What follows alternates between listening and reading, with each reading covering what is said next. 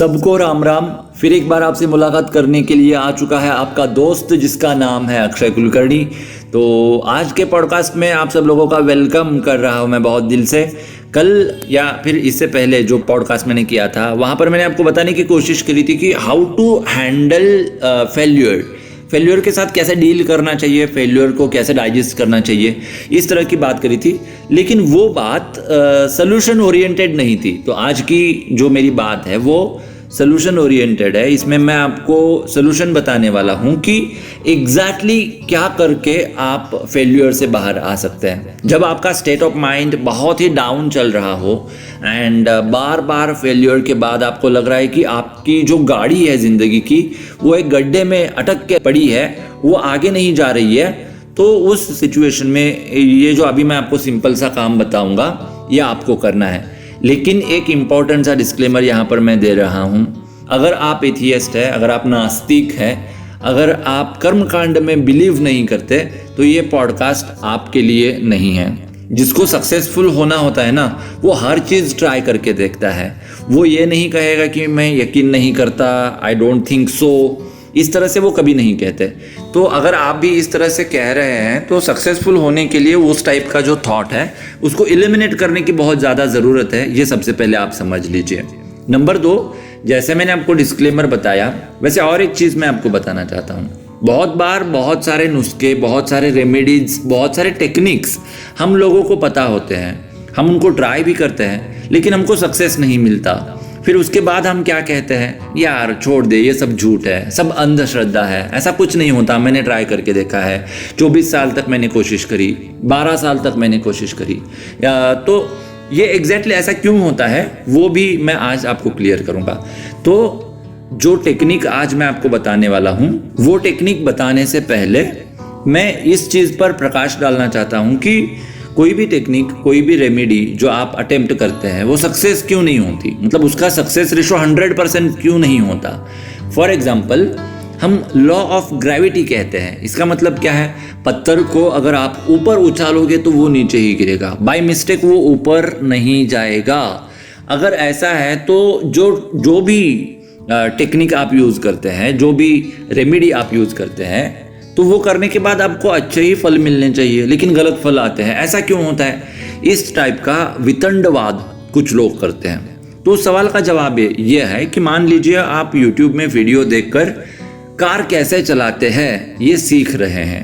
Example दे रहा हूँ मैं आपको। तो वो स्टेप बाय स्टेप आपको बता रहा है कि पहले गाड़ी के अंदर जाइए, उसके बाद क्लच दबाइए, उसके बाद गाड़ी को न्यूट्रल करिए, उसके बाद स्टार्टर दे दीजिए, यानी कि जो चाबी है उसको घुमाइए, अब फर्स्ट गियर में डालिए, क्लच को धीरे धीरे छोड़ना है और थोड़ा सा एक्सीलरेटर दबाना है। जो भी प्रोसेस है वो आपको वहाँ पर बता रहा है और आप एग्जैक्टली वैसा ही कर रहे हो। लेकिन एग्जैक्टली वैसा करने के बाद भी आपकी गाड़ी जो है वो आगे ही नहीं बढ़ रही।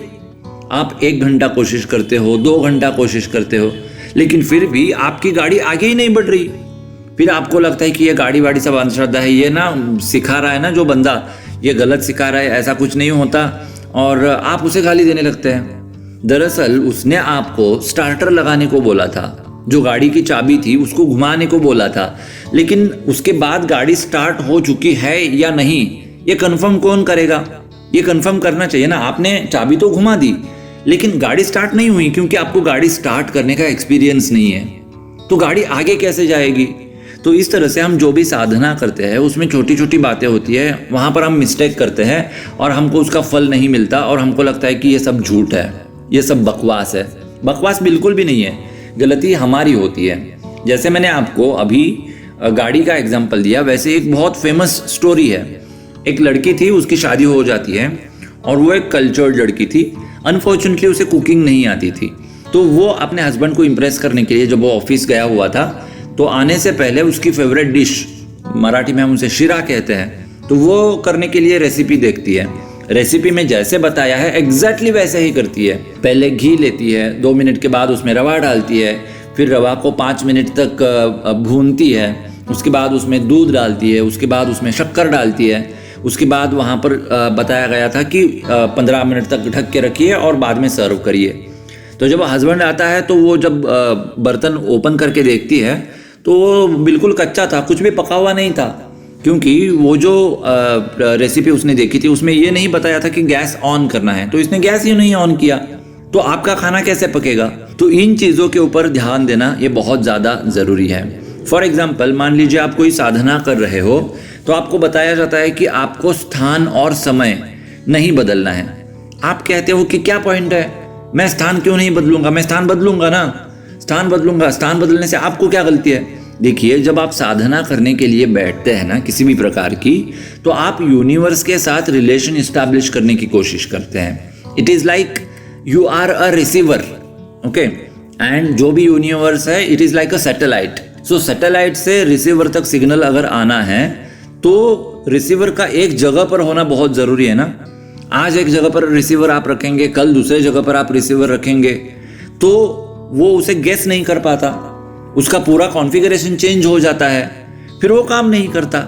टाइम का भी ऐसा ही है। टाइम को और स्थान को इसलिए सबसे ज़्यादा महत्व दिया जाता है जब हम साधना करते हैं। तो इसलिए मैं आपको जो बता रहा हूँ वो एग्जैक्टली वैसे ही आप करिए, 100% डेडिकेशन के साथ करिए।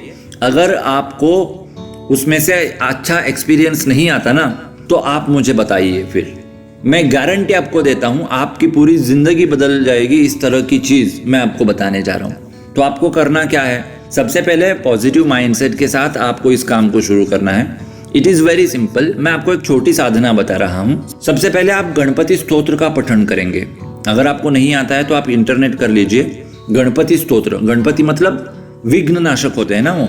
तो सबसे पहले गणपति स्तोत्र आपको पठन करना है, उसके बाद संकल्प करना है। अब संकल्प कैसे किया जाता है ये यूट्यूब के ऊपर आपको मिल जाएगा। हाथ में थोड़ा सा जल लेना है, पानी लेना है, खुद का नाम, खुद का गोत्र, आप कहाँ से हैं, आपका जन्म कहाँ पर हुआ था, इस टाइप की डिटेल्स बतानी है। और उसके बाद बताना है कि आप ये साधना किस चीज़ के लिए कर रहे हो।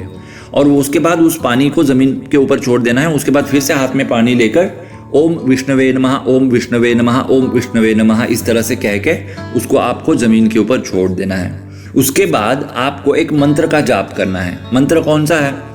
ओम गंग गणपतये नमः। वेरी सिंपल, ओम गंग गणपतये नमः। अब जाप कितना करना है, इट इज़ वेरी इंपॉर्टेंट। तो 21 माला जाप आपको करना है हर रोज़ एट एनी कॉस्ट। 21 माला करने में अगर आप नए हैं तो मोटा मोटी आपको 50 मिनट्स लग जाएंगे। अगर आपको आदत हो जाती है तो आप 40 मिनट में या फिर आधे घंटे में भी कर सकते हैं। ठीक है, ये 21 माला जाप होने के बाद फिर एक बार हाथ में पानी लेना है और कहना है कि भगवान, मैं आपको मेरी साधना अर्पित करता हूँ, कृपया करके मेरी मदद करिए। फिर ओम विष्णवे नमः, ओम विष्णवे नमः, ओम विष्णवे नमो नमः, ऐसा कहते हुए जल को ज़मीन के ऊपर छोड़ देना है। बस आप इसको कम से कम 1 महीने के लिए करिए, आपकी ज़िंदगी धीरे धीरे बदलने लगेगी। एंड इस चीज़ को आदत बना दीजिए। ऐसा नहीं है कि किस दिन तक करना है या फिर 1 महीने तक करना है, 3 महीने तक करना है। नो, आप खाना हर रोज़ खाते हैं ना, हाँ, आप हर रोज़ नहाते हैं ना, आप हर रोज़ ब्रश करते हैं ना, ये साधना भी वैसे ही होती है। तो इसलिए इसमें बिल्कुल भी लेजीनेस नहीं करना है। विदाउट फेलिंग एवरी डे आपको ये साधना करनी है। ये साधना करने के बाद अगर आपके जीवन में परिवर्तन नहीं आता तो मैं आपको जो मांगोगे वो दे दूंगा। I don't know how to explain you, but it is very powerful, very very very powerful. ठीक है, तो प्लीज़ मेरे लिए इस चीज़ को ट्राई करके देखिए। डेफिनेटली आपकी ज़िंदगी में एक बहुत बड़ा अच्छा बदलाव आएगा। इस साधना से रिगार्डिंग अगर आपके मन में कोई डाउट है तो आप कमेंट बॉक्स में कमेंट करके मुझे पूछ सकते हैं, उसका जवाब देने की मैं कोशिश करूंगा। अदरवाइज भी आप कमेंट्स कर सकते हैं, यू आर मोस्ट वेलकम।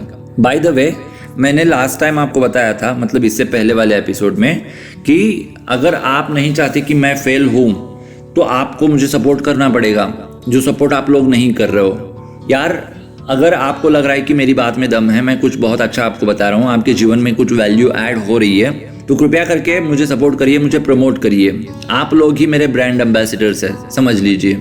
और मेरा आगे जाना सबके लिए बहुत इंपॉर्टेंट है, मेरे लिए, आपके लिए, सबके लिए बहुत इंपॉर्टेंट है। तो मुझे आगे बढ़ाने के लिए मदद करिए। मेरे चैनल को अभी तक सब्सक्राइब नहीं किया है तो सब्सक्राइब कर दीजिए। एंड मेरे इस पॉडकास्ट को ज़्यादा से ज़्यादा लोगों तक पहुँचाइए, सो दैट उनको भी हेल्प मिले। ठीक है, चलो आज यहाँ पर रुक रहा हूँ मैं, फिर आऊँगा आपसे मुलाकात करने के लिए अगले पॉडकास्ट में। तब तक ख्याल रखिए खुद का, उनका भी ख्याल रखिए जिनसे आप मोहब्बत करते हैं। लव यू ऑल एंड जय हिंद, वंदे मातरम, नमस्कार।